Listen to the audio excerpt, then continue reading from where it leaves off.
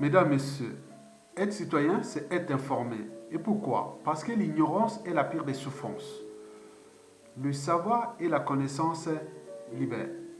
Être citoyen, c'est d'agir en permanence. Et pourquoi? Parce qu'aucune cause n'est perdue d'avance. Et surtout quand elle est juste, noble et légitime. Mesdames, Messieurs, je vous informe que le monde que nous vivons est un processus de notre pensée. Il ne peut être modifié sans repenser nos modes de pensée. Enfin, ne doutez jamais qu'un petit groupe d'individus conscients et engagés puisse changer le monde. Historiquement, c'est toujours de cette façon que le changement s'est produit. Mesdames, Messieurs, je vais ici traiter du malheur à venir de la France en Afrique. Autrement dit, pas de France-Afrique, pas de Sassou Nguesso, ni de G5 Sahel et compagnie. Alors, pourquoi et comment démanteler la France-Afrique? Mesdames, Messieurs, Aimé Césaire l'avait pourtant dit en son temps, que le malheur de l'Afrique est d'avoir rencontré la France. Moi, j'ai reformulé sa pensée en introduisant cette pensée-là. Le malheur à venir de la France est d'avoir entretenu la France-Afrique médiévale au XXe siècle et en ce début du XXIe siècle. Il s'agit aujourd'hui d'un suicide collectif. En fait, en réalité, nous sommes pris dans le piège, dans l'engrenage. D'un côté, la France et de l'autre côté, son précaré africain. C'est comme dans une secte où il y a un gourou, hein, voilà, vous avez tout compris. Et on a pu par exemple voir ici en Occident, en 1994, l'OTS, l'Organisation du Temple solaire, et qui, bon, ben, il y avait eu des suicides collectifs dans le Vercors, dans les Alpes françaises et aussi en Suisse. N'oublions pas au Canada. Vous avez par exemple pu voir les suicides collectifs aussi dans une secte en Ouganda. Donc avec la France-Afrique, nous sommes rentrés dans ce piège-là d'un suicide collectif. Mesdames, Messieurs, je vous informe que pour démanteler la France-Afrique, il faut alerter et informer des bienfaits de ce démantèlement et des risques à venir et tout compagnie. Mesdames, Messieurs, d'abord, pourquoi démonter la France-Afrique? Je pense que c'est pour 3 raisons. Juste, noble, légitime et d'ailleurs civilisationnelle. La première raison est qu'avec la France-Afrique, toute une partie de l'Afrique est sous tutelle injuste de la France. La deuxième raison est qu'avec la France-Afrique, une partie où toute l'Afrique francophone est sans espoir, ni lendemain à construire, et encore moins de futur à édifier. La troisième raison est que le modèle économique France-Afrique est dans une impasse. Il est à bout de souffle. Il est au bout du rouleau. Il est fini. Il subsiste pour l'instant et sous perfusion. Grâce au maintien au pouvoir et par la force des sous-traitants négriers, communément appelés dictateurs France-Afrique. Et d'ailleurs, la France-Afrique regroupe les 2/3 des dictateurs du continent africain. Il est clair que ce modèle économique France-Afrique va finir à courte échéance. Et ça dépend de nous, de savoir s'il va finir par des pays en faillite et ou par des explosions sociales et les chaos, à défaut, de manière ou de façon plus noble et raisonnable. D'où l'intérêt de penser et de repenser déjà au démantèlement de la France-Afrique. Mesdames et messieurs, comment démanteler la France-Afrique? Ce n'est pas comme démanteler une centrale nucléaire. Le démantèlement d'une centrale nucléaire a des risques et des coûts humains, politiques, financiers, économiques, sociaux et écologiques. Pour info, le démantèlement des 19 centrales nucléaires françaises pourrait certainement durer au moins 250 ans. Et le coût financier de ce démantèlement par centrale nucléaire est estimé à 18 milliards de dollars. Ceci dit, mesdames et messieurs, on ne peut pas, par ailleurs, comparer le démantèlement d'une centrale nucléaire à celui de la France-Afrique. Mais le principe reste le même en termes de coûts et de durée de démantèlement. Mesdames et messieurs, je vous informe que dans le cas du démantèlement d'une centrale nucléaire, il y a des protocoles et des procédures à suivre, confère l'Agence internationale de l'énergie atomique, l'UEA. Mesdames et messieurs, dans le cas du démantèlement de la France-Afrique, il ne faudra pas surtout se tromper d'adversaire. Le saviez-vous que le démantèlement de la France-Afrique est dans 100% des cas contentieux, exactement comme un divorce est contentieux. Par exemple, vous souhaitez vous divorcer de votre partenaire, mais celui-ci fait du chantage et vous peut faire même des menaces comme quoi si vous divorcez de moi, soit je vous tue, à défaut je me suicide. Alors que faire? Et ce qui s'est passé en 2016 dans la zone CEMAC, du bassin du Congo. Comme Michel Sapin, alors ministre de l'économie et des finances de la France, menaçait ses sous-traitants négriers France-Afrique en cette phase: si vous quittez le franc CFA, vous recevrez du terrorisme. Quand on voit ce qui s'est passé au Sahel, en zone France-Afrique, on se dit qu'on a des gros soucis à pouvoir démanteler les centrales France-Afrique, en Afrique de l'Ouest et en Afrique centrale. Alors, comment déjouer un divorce contentieux avec chantage ou menace d'actes terroristes? Et que prévoit la loi? Je pense qu'il faut d'abord protéger la victime potentielle. C'est ce que la Centrafrique a dernièrement fait en sollicitant la protection militaire des Russes. Et avec la Centrafrique, combien d'autres suivaient en zone France-Afrique?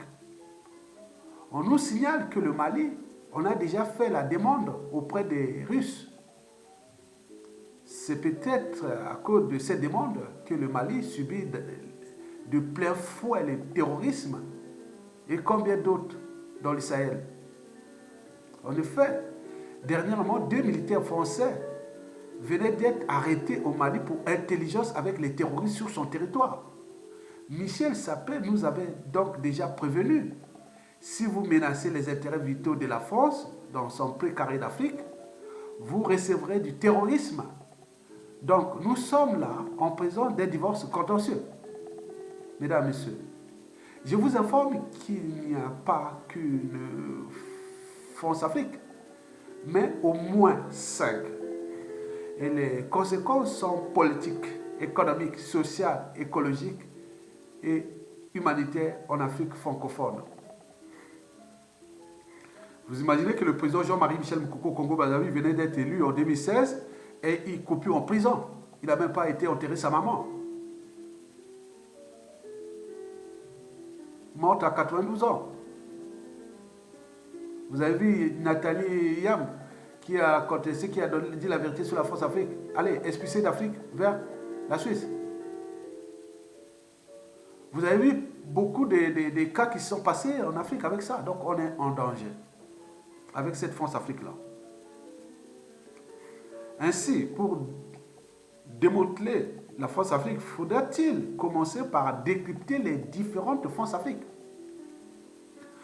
Pour démonter la France-Afrique, je pense qu'il faudrait d'abord éviter de suivre 2 lièvres à la fois ou d'être à la fois au four et au moulin.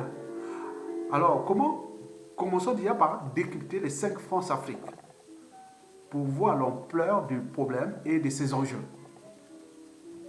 Parmi les 5 France-Afrique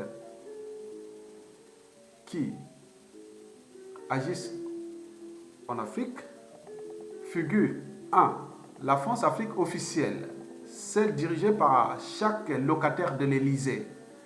Cette France-Afrique-là est la maîtresse d'orchestre, le cerveau penseur des 4 autres France-Afrique.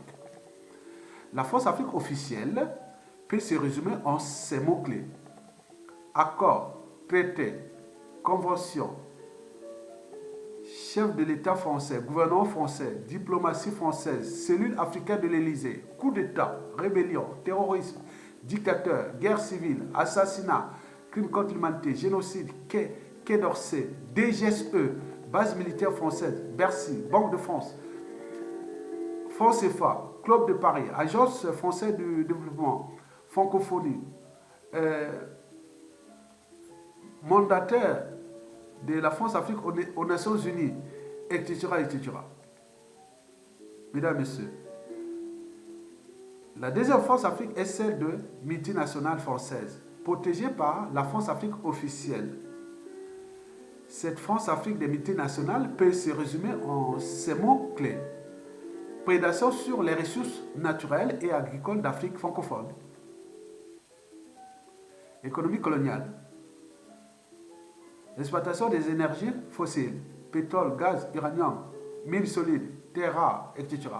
Produits agricoles, cacao, coton, etc. Ressources forestières, monopole sur certains marchés, en complicité avec les dictateurs. Mesdames et messieurs, la troisième France-Afrique est celle des réseaux francs-maçonniques et de l'oligarchie politico-affairiste française de gauche comme de droite. Cette France-Afrique-là est au service des mécanismes et des stratégies de maintien au pouvoir des dictateurs France-Afrique. Le principe est simple: aide-toi, le ciel t'aidera. Le cas de Denis Sassou Nguesso était un cas d'école. Sassou Nguesso au pouvoir finançait le parti au pouvoir en France et l'opposition. Comme ça, à chaque élection, il est gagnant. À chaque élection, il est gagnant. Il finance tout. De gauche comme de droite, tout là, voilà, avec l'argent du Congo. Et donc, le perdant, c'est le Congo, les comptes publics, l'État congolais. Mais pour ces gens-là, il n'y a pas de souci. Donc, ça s'est confirmé, ça se confirme à travers ces mots-clés, du résumé de ces mots-clés, des mots-clés de cette France-Afrique maçonnique et de l'oligarchie politico-affairiste. Quels sont ces mots-clés? Vous avez 1. Renseignement. Conseiller des dictateurs. Des relations incestueuses. Vous voyez qu'ils sont comme les enfants, les familles, l'argent et tout ça, ils sont ensemble. Mais ici, quand même, les enfants des oligarques français qui travaillent avec la France-Afrique, ils disent non, quand même, rester un peu, pas trop visible, vivant heureux, vivant caché ici. Mais là-bas, ils viennent là, ils c'est quoi, vraiment tranquille, ils sont en Afrique là-bas, ils disent, ah oui, il va voir les enfants de telle famille au pouvoir en Europe, en Occident, ils ne savent pas qu'à tout instant, ils peuvent être éjectés. Les cas de Sarkozy, ils croyaient que bon, c'était maintenant Sarkozy, boum, c'est quoi, après il était éjecté. Il vient vers Hollande, il croit que Hollande, maintenant on a éjecté. Donc vous voyez ça. Donc heureusement que ici, le peuple français, les peuples occidentaux sont libres et dignes. Et voilà, donc pour eux là-bas, quand ils viennent là, ils ont investi hein, l'argent, quoi que, voilà. Mais comme ils savent bien qu'ils sont pour l'éternité, hein, pour la durée, hein, donc ils savent que bon, ils ont investi les magots là-bas sur cette oligarchie politico-affairée française, les réseaux francs-maçonniques, et voilà. Donc vous avez il se fait des relations incestueuses où coule l'argent, l'immoralité, des chèques et autres, la diplomatie parallèle, les lobbying pour les comptes des syndicateurs et aussi de la France-Afrique. On parle de corruption, de passe-droit, des conflits d'intérêts, de financement occulte des partis politiques français, des mallettes et valises africaines. On parle aussi des biens mal acquis, mais on oublie les biens mal acquis de ces gens-là qui vont là-bas illégalement s'enrichir. Beaucoup se sont enrichis là-bas. Ils ont mis les magots où? Dans les paradis fiscaux. Mais les paradis fiscaux, on parle que des Africains. Mais pour eux, ici, ils vont prendre l'argent là-bas, ils sont cachés, tranquilles. Et donc, vous avez compris le jeu. Bon, donc, ça, c'est les mots-clés. Mesdames, Messieurs, 4e France-Afrique est celle de la francophonie, d'éducateurs et non des peuples. Elle se résume en de la promotion à l'international de la France-Afrique d'éducateurs. Vous avez par exemple pu voir le cas du Congo-Brazzaville, où il y a un génocide éducatif qui se déroule en ce moment. Avant l'arrivée de Sassou Nguesso, le Congo était même jusqu'à 90% d'alphabétisation. L'école primaire, collège, lycée, jusqu'à l'enseignement supérieur, c'était respecté. Mais depuis là, on est descendu très bas, dernier d'Afrique. Donc le taux d'alphabétisation est passé de 90% à aujourd'hui à 30%. À quoi sert la francophonie? On est allé faire les théonomes voyageurs, que nous, avec Alain Mambanko, qui au départ en 2013 était parti là-bas, on a dit non, mais attends, nous avons protesté, il a bien compris par la suite. Alain Mambanko a fait le même lycée que moi, à Pointe-Noire. Donc nous nous connaissons au lycée. Et donc on avait vu ça. Bon, donc aujourd'hui on s'est dit que, à quoi sert cette francophonie où toute l'Afrique francophone à l'échelle de certains de ces sous-préfets comme au Congo-Brazzaville où il y a un génocide éducatif. À quoi sert la culture? Donc on se demande, ils sont de là. Donc Alain Bongo a pensé plutôt à la francophonie des peuples et non des dictateurs. Mais c'est que la France ne veut pas entendre de raison à ce genre de pensée libre. Alain Bongo a refusé plusieurs invitations sur la francophonie aujourd'hui, alors qu'il est bien placé au niveau de cette ouverture. Sassou Nguesso passe, tombe. Alain Bongo sera des gros bonnets de la culture au Congo ou de beaucoup de choses politiques au Congo. Mais donc, il alerte, éveille, mais ils n'entendent pas. Donc, c'est au niveau de la francophonie, cette francophonie est devenue quand même l'auxiliaire de la France-Afrique. Mesdames, Messieurs, la 5e et dernière France-Afrique est celle des expatriés. Mais ils ne sont pas des immigrés, hein. C'est nous qui sommes immigrés ici. Hein.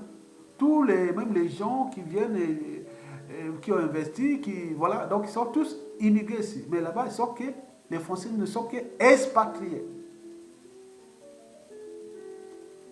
Et ces langages-là qu'il faudra bien changer, ces langages-là en francophone, hein. Ils sont tous expatriés.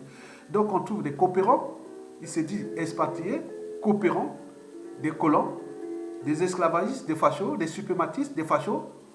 Hein, ils sont là-bas. Hein. Dans certains lieux d'Afrique, pour rentrer là-bas, il faut être blanc ou sur invitation. Mais ils ont leurs femmes noires, ils sont là. Donc ils sont là, ils font la fête dans les bois de nuit et autres.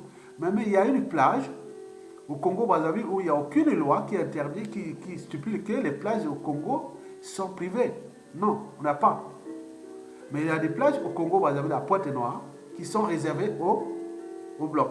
Et nous venons d'en apprendre, nous venons d'avoir l'information que la résistance suit, et qui sont ces gens-là, et qui demain, à la chute de Sassou, il saura que, voilà, oui, voilà, on le sait, hein, voilà, vous avez tout compris.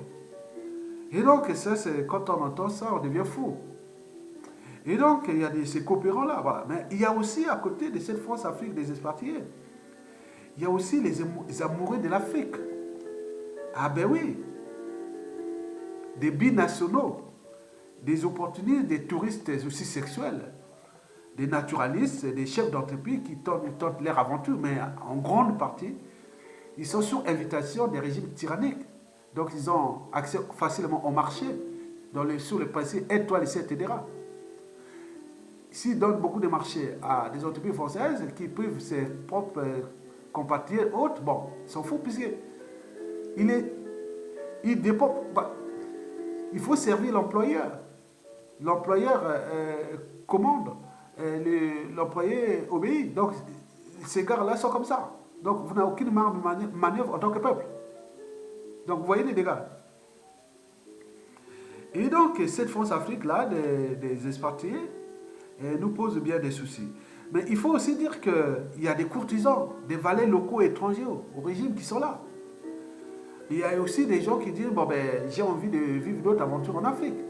Mais il faut que vous cherchiez d'abord à démanteler la France-Afrique et pour que vous puissiez venir vivre librement là-bas, puisque ces espaces sont tellement énormes, vous voyez, comme en Afrique anglophone, et on respecte les fondamentaux des règles économiques et financières. Là, on peut faire du business, il y a les alternances politiques, il y a tout ça, il y a quelque chose qui se passe bien. Mais nous, on est bloqués. Mais pour faire ça, il faut déjà décoloniser les Français au niveau de ses mentalités, habitudes et comportements.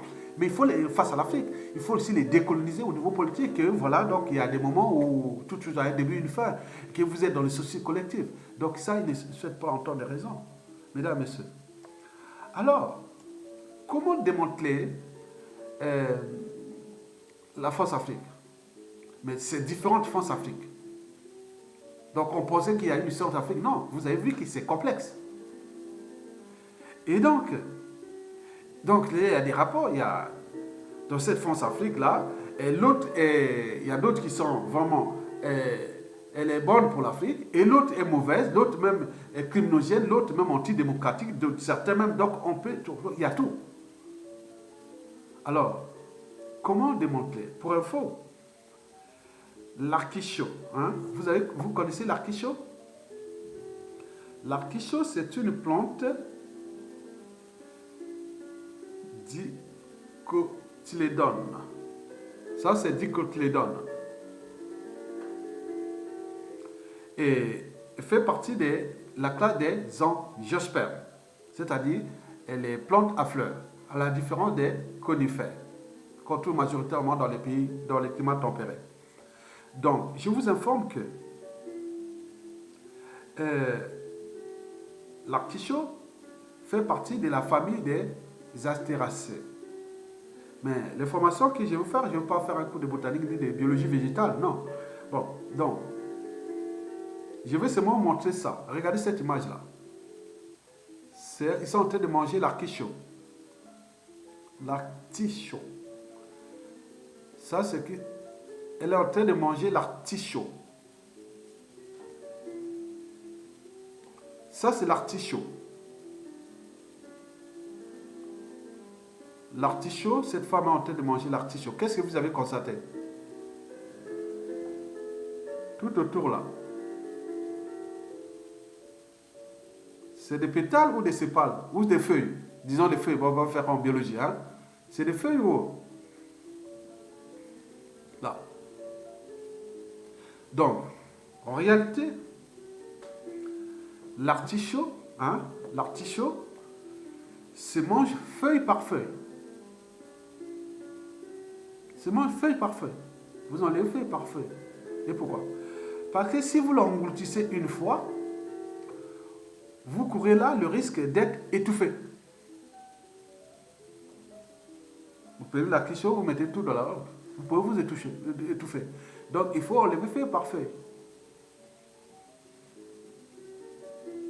Et là, vous pouvez manger l'artichaut.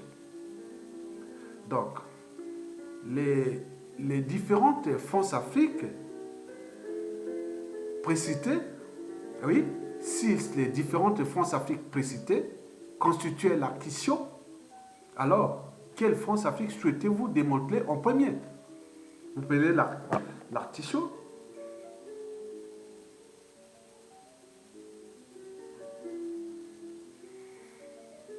Quelle feuille vous allez démantelé au premier pour manger.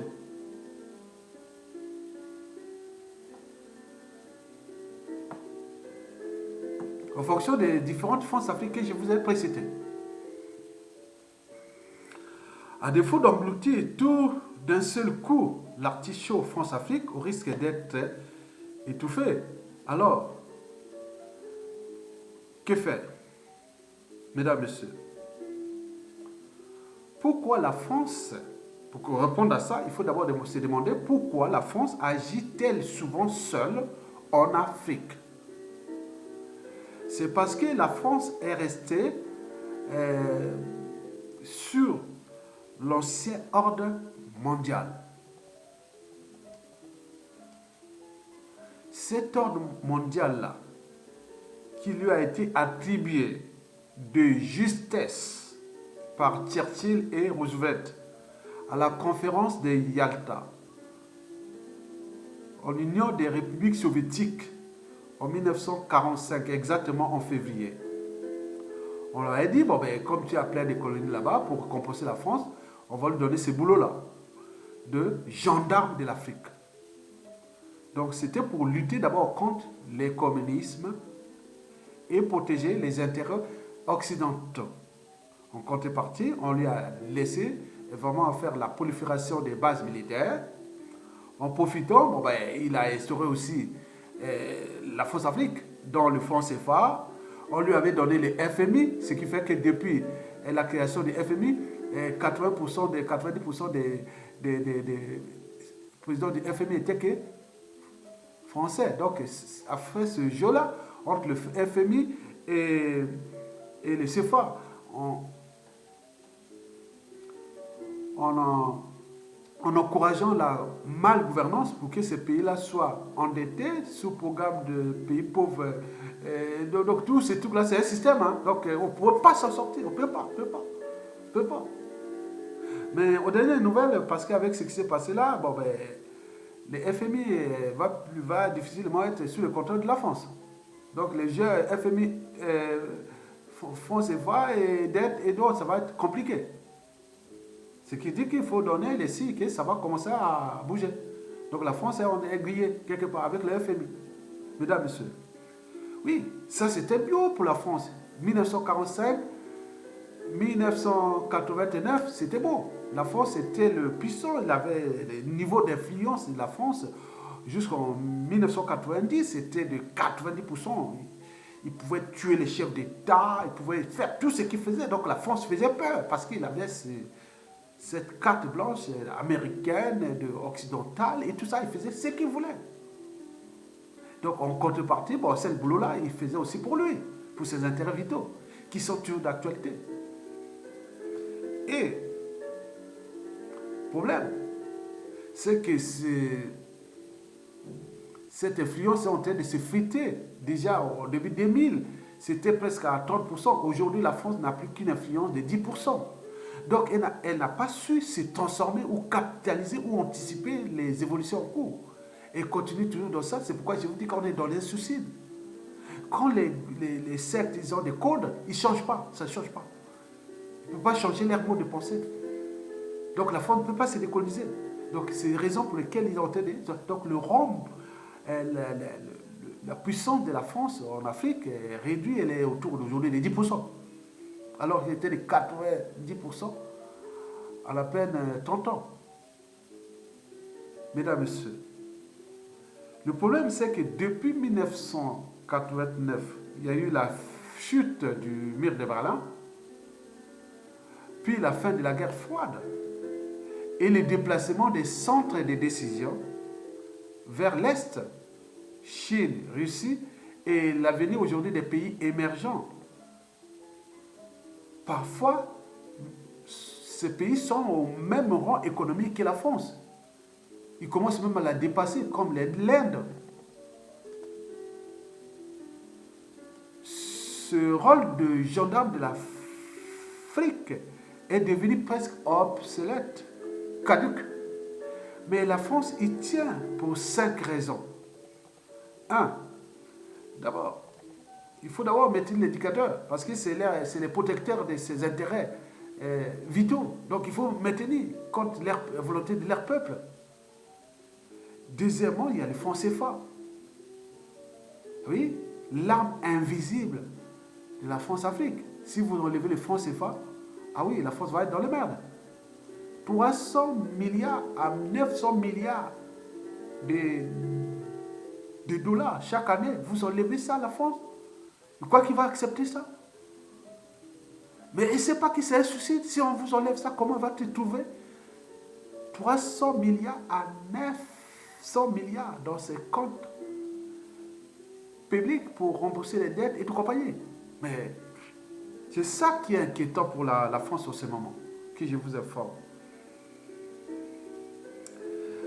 Troisièmement, la troisième raison, c'est pour les énergies fossiles stratégiques. Pour la France, c'est d'abord le pétrole.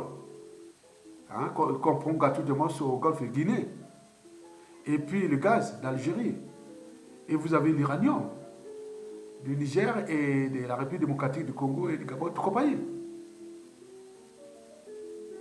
Quatrièmement, pour les conseils de sécurité, puisque tous ces 14 pays ont laissé leur voix à la France. Donc si on enlève ça, la France n'aura plus d'influence au niveau du conseil de sécurité. Donc il tient son sécurité parce que ces 14 pays-là lui donnent beaucoup de voix. Il a 14 voix déjà à lui. Devant la Chine n'a qu'une voix. Même s'il y a des droits de veto, il n'y a pas d'autres pays qui ont beaucoup de voix. La France arrive avec déjà 14 voix, que plus que les autres. Donc si on enlève ça, c'est faux. Le rang mondial de la France, le Conseil de sécurité, s'effondre. C'est la raison pour laquelle l'Afrique francophone est un dent de l'Afrique, de la France. Cinquièmement, c'est les bases militaires. Ça tient le rang de puissance militaire, il démonte autres.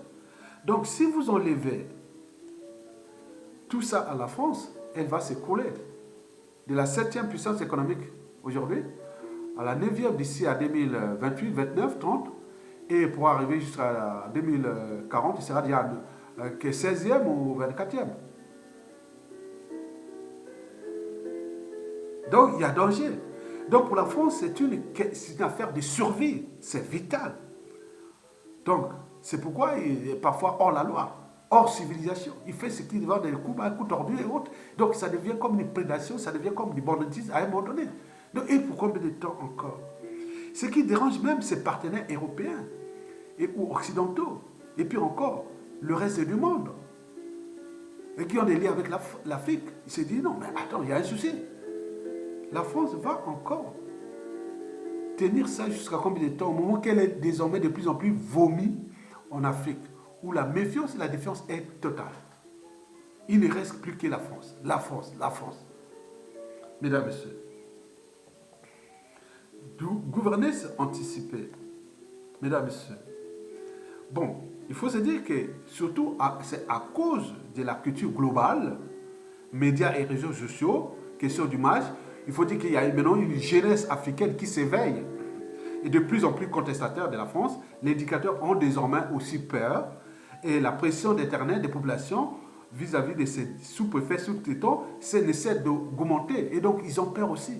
Donc, ils disent non, attention, ça devient trop dangereux. Et donc, dans cette transformation globale à l'échelle africaine, donc la France, si elle n'anticipe pas, elle pourra certainement perdre. Il faut dire aussi, deuxièmement, il y a la pression des pays émergents, plus compétitifs pour l'Afrique francophone que les produits français ou autres français, parce qu'il y a l'arrogance, il y a beaucoup de choses qui se passent. Que la France ne sait pas décoloniser.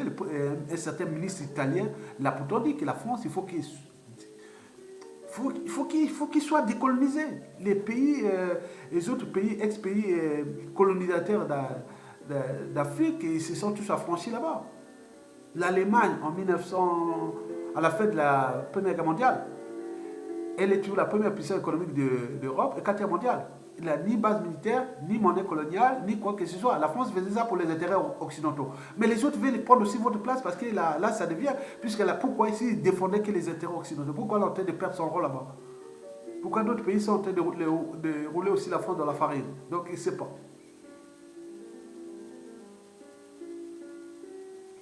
Bon, il faut se dire que toute chose a toujours un début et une fin. C'est la troisième raison. D'où l'intérêt pour la France d'anticiper l'état de crise majeure et déjà visible avec ses ex-colonies. D'où l'intérêt de se décoloniser déjà mentalement, politiquement et économiquement. Stop aux ingérences politiques en Afrique. Fini le métier abusif d'éducateur. Trouvons d'autres mécanismes de sortie d'état de crise. Vous voulez lui montrer ses muscles et ses bras et parler du terrorisme, des chantages et tout ça, bon ben, ça passe pas. Ça ne passe plus. Donc la France doit suivre les exemples et les expériences de ses autres ex-pays colonisateurs d'Afrique. Regardez le Portugal. Bonne image dans toute l'Afrique. Et pourtant, la décolonisation portugaise fut douloureuse avec les guerres qu'il a eues avec l'Angola, le Mozambique, la Guinée-Bissau, tout ça. Qu'aller voir ces pays d'Afrique lusophone sont plus avancés que les pays d'Afrique francophone. Et pourtant, le Portugal n'est pas au même rang mondial qu'eux et autres. Bien sûr que la France tient son rang mondial parce qu'il y a ça. Donc, vous imaginez. L'unique ex-pays colonisé par l'Espagne, qui s'appelle la Guinée équatoriale, aussi rentré dans la mêlée de la France-Afrique, ben, il est entouré des pays France-Afrique, mais il ne peut pas. Maintenant, là, il se rend compte que non. Quel malchance d'être entouré des pays francophones, quoi. Mais ce n'est pas pour longtemps. Mesdames et messieurs. L'Italie, bon, on connaît l'Italie, l'Éthiopie, la Libye. Vous connaissez, c'est pas l'Italie qui fait les beaux-arts là-bas en Libye ou en Éthiopie. L'Éthiopie est maintenant un pays aussi parmi les plus avancés maintenant aujourd'hui d'Afrique. Alors qu'il y a 30 ans, c'était vraiment la misère. Et puis c'est des pays anglophones. Ce ne sont pas anglophones et italiennes, voilà. Vous avez aussi la Grande-Bretagne. Voilà, tous les top pays les plus avancés d'Afrique sont tous anglophones. Parler du Ghana, le Rwanda qui était francophone est devenu maintenant anglophone. Maintenant, développement, vous prenez le Kenya, vous prenez la Tanzanie, vous prenez le Botswana, vous prenez la Namibie, bon, l'Afrique du Nord. Bon, il y a qui des pays anglophones, pas les francophones.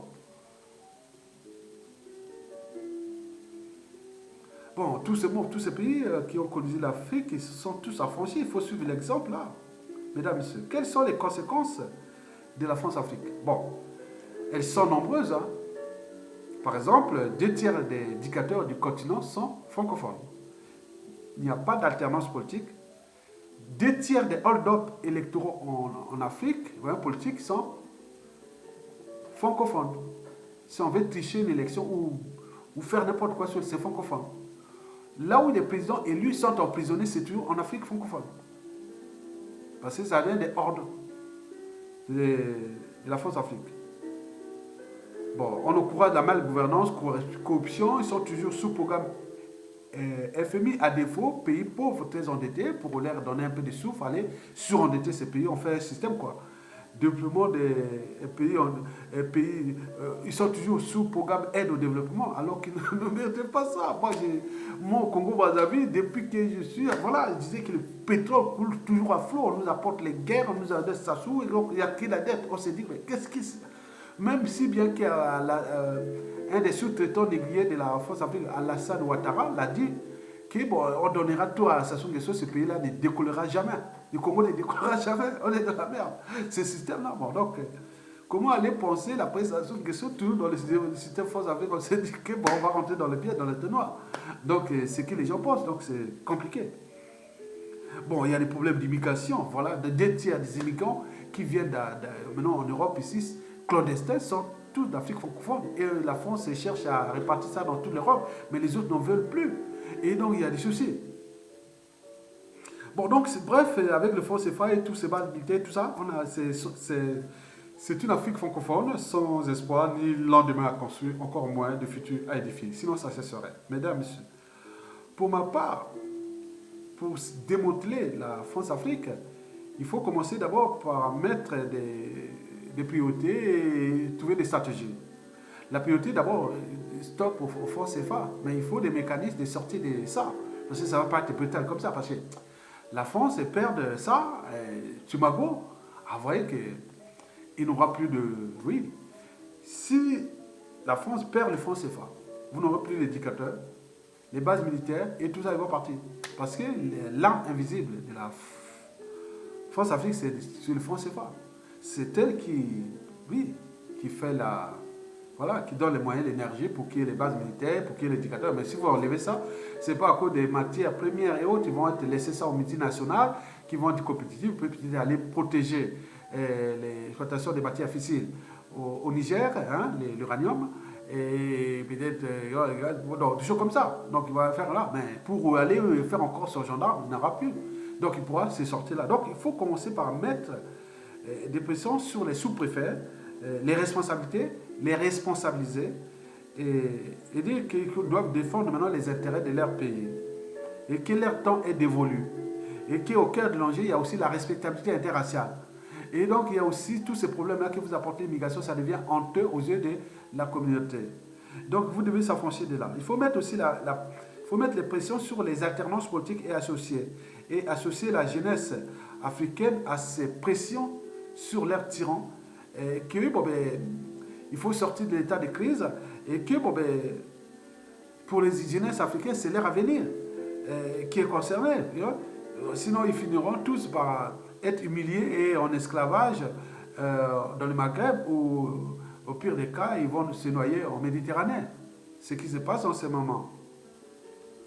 Et pourtant, les ressources naturelles sont là, les capitales humaines sont là, les territoires sont vierges et immenses et les technologies sont disponibles, les bonnes volontés sont là, donc il suffit seulement de s'affranchir de cet état de crise et vous allez voir la transformation de la France-Afrique nouvelle ou de l'Afrique francophone. Parce que la France-Afrique ne va pas disparaître. Il y aura toujours cette France-Afrique, mais elle va se transformer, c'est tout. Comme rien ne se crée, rien ne se perd, tout se transforme. Il s'agissait bien sûr de la maxime clé d'Antoine Laurent Lavoisier, qui était en réalité la reformulation d'une maxime clé d'un philosophe grec, 300 ans avant Jésus-Christ, qui s'appelait Anaxagore. Rien n'est né, rien n'est péri, des choses déjà existantes peuvent se combiner et se séparer de nouveau. Donc on se sépare, on peut se recombiner après. Et surtout, il y a l'histoire, il y a la culture, il y a la langue, il y a tout ce qui est avec là. Donc on ne peut pas se séparer comme ça. La France-Afrique ne va pas jamais disparaître. Elle peut être démantelée du point de vue moral, économique et de stratégie et autres, mais ça ne va pas disparaître. Quatrièmement, il faut encourager les départs volontaires. Hein. Troisièmement, il faut encourager les départs volontaires des dictateurs sans menacer leurs proches, sauf appliquer les droits sans sas à l'homme, ni mordant. Ça, c'est déjà ça. Et quatrièmement, il faut faire du lobbying avec les concurrents et adversaires de la France, surtout en Europe, et montrer que ce n'est plus possible, quoi. Que l'immigration arrive, c'est la France qui fait ça, mais voilà, la France tient son rang européen haute avec ça, en tirant vers le bas, parce qu'un partenaire, ce n'est pas celui qui tire l'autre partenaire vers le bas. Un partenaire, c'est gagnant-gagnant. Mais là, c'est la prédation. Donc, pourquoi peut-être encore? Donc, il faut se dire qu'informer, culpabiliser et responsabiliser les uns et les autres, la France, l'Europe et tout compagnie.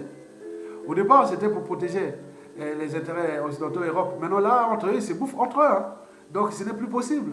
Donc, c'est que pour soi, Dieu pour tous, quoi. Donc, vous imaginez, la France est en train de perdre beaucoup de choses là-bas. Mesdames, messieurs. Donc, vous avez tout compris que le démantèlement de la France-Afrique ou des France-Afrique est potentiellement et structurellement problématique, en tenant compte de ces enjeux. Mais au cœur de tout ce que je vous ai dit, il y a qu'il faut voir le principe de l'artichaut, de comment manger l'artichaut. 2, il faut tenir compte de nos modes de pensée, consistant à chercher à décoloniser la France-Afrique. 3, il faut se dire que les Africains là-bas ont tout perdu. Ils n'ont plus rien à perdre. C'est la France qui a tout à perdre. C'est à elle de trouver des stratégies et autres parce qu'il y aura des pressions. Vous avez vu, le G5 Sahel a été annulé parce qu'il y a des pressions, ça va être comme ça. Les boycotts et beaucoup de choses comme ça. Donc il faut que la France anticipe déjà. Anticiper, c'est qu'il faut que déjà, par exemple, le cas du président élu Jean-Marie Michel Mokoko, vous êtes présenté et vous êtes emprisonné. Il a perdu sa soeur, sa mère et son ami même enterré. Et injustement. Et que vous voyez que 97%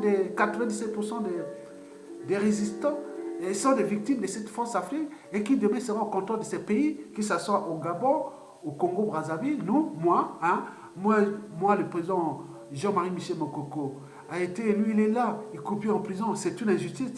oh, ça devient fou. Regardez ce qui s'est passé à Maurice Kamto, au Cameroun. Et vous voyez, c'est normal. Ils disent Déby, ou au moment où les rebelles faisaient ceci, bon, bien sûr qu'il lui fait le double jeu, d'un côté, il est du côté du peuple ou autre, mais il est, voilà, donc il est là. Donc il ne sait pas. Mais c'est un gars qui aujourd'hui est mélangé, c'est qu'au niveau de toute la zone CEMAC, hein, celui qui aujourd'hui qui a une crédibilité d'abord, c'est Touadéra. Après, deuxièmement, c'est Obiangema.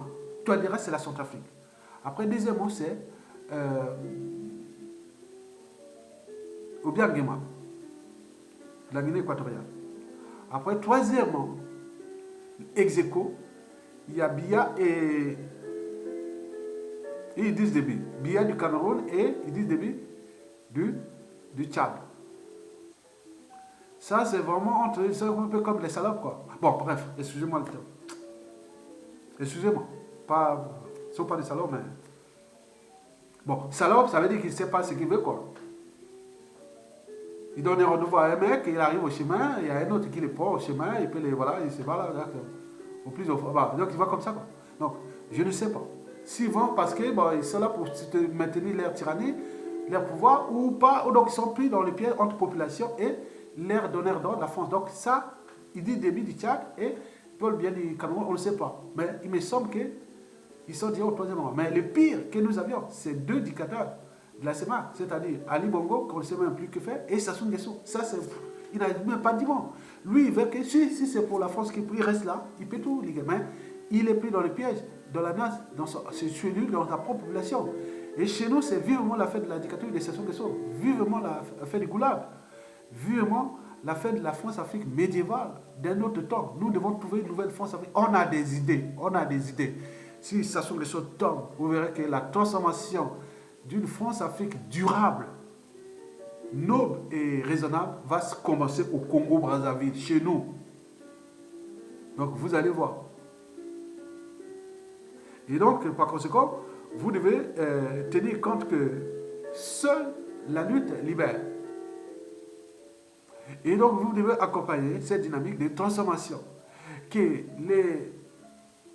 les Africains veulent être libres, dignes et heureux chez eux sans ces dictateurs, sans la France-Afrique oppressante, injuste, insupportable, intolérable, prédatrice.